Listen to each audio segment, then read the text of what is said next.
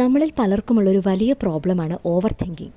ഒരു ചെറിയ കാര്യമായാലും നമ്മളത് വീണ്ടും വീണ്ടും ചിന്തിക്കും.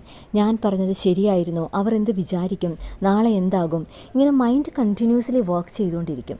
ആക്ച്വലി ഓവർ തിങ്കിങ് നമ്മളെ ഒരു ലൂപ്പിലേക്കാണ് കൊണ്ടുപോകുന്നത്. സെയിം തോട്ട് വീണ്ടും വീണ്ടും വരും, പക്ഷേ സൊല്യൂഷനൊന്നും കിട്ടുന്നുമില്ല. അപ്പോൾ നമ്മൾ എന്താണ് ചെയ്യേണ്ടത്? ഫസ്റ്റ് തിങ്, ഒന്ന് പോസ് ചെയ്യണം. മൈൻഡിനെ ഒന്ന് സ്റ്റോപ്പ് ചെയ്യാൻ നമ്മൾ തന്നെ ട്രൈ ചെയ്യണം. നമുക്കിഷ്ടമുള്ള എന്തെങ്കിലും ഹോബി ചെയ്യുക, നേച്ചർ വോക്ക് ഒരു യോഗ പോലുള്ള റിലാക്സേഷൻ ടെക്നിക്കുകൾ ചെയ്യുക. സെക്കൻഡ് തിങ്, എവ്രിതിങ് നമ്മുടെ കൺട്രോളിലല്ലെന്ന് ആക്സെപ്റ്റ് ചെയ്യണം. ലൈഫിൽ ചില കാര്യങ്ങൾ നമ്മൾ പ്ലാൻ ചെയ്തതുപോലെ നടക്കും, ചിലത് നടക്കില്ല. That's completely normal. Third thing, present മൊമെൻറ്റിൽ ഫോക്കസ് ചെയ്യണം.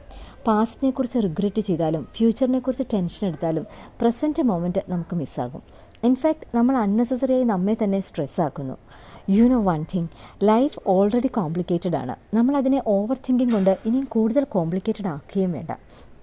So whenever you feel stuck in over thinking, just remind yourself, stop, breathe and leave this moment. മൈൻഡിനെ കൺട്രോൾ ചെയ്യാൻ പഠിച്ചാൽ ലൈഫ് കുറേയൊക്കെ സിമ്പിളായി കൊണ്ടുപോകാൻ പറ്റും. എല്ലാ ചോദ്യങ്ങൾക്കും ഉടനെ തന്നെ ഉത്തരമുണ്ടാകണമെന്നില്ല. ചിലപ്പോൾ സമയം തന്നെയാണ് അതിന് മറുപടി നൽകുന്നത്. മനസ്സ് വളരെ ഭാരമായി തോന്നുന്ന സമയത്ത് കുറച്ചു നേരം നിർത്തി ശാന്തമായി ഇരിക്കുന്നത് തന്നെയാണ് ഏറ്റവും ബെസ്റ്റ് സൊല്യൂഷൻ.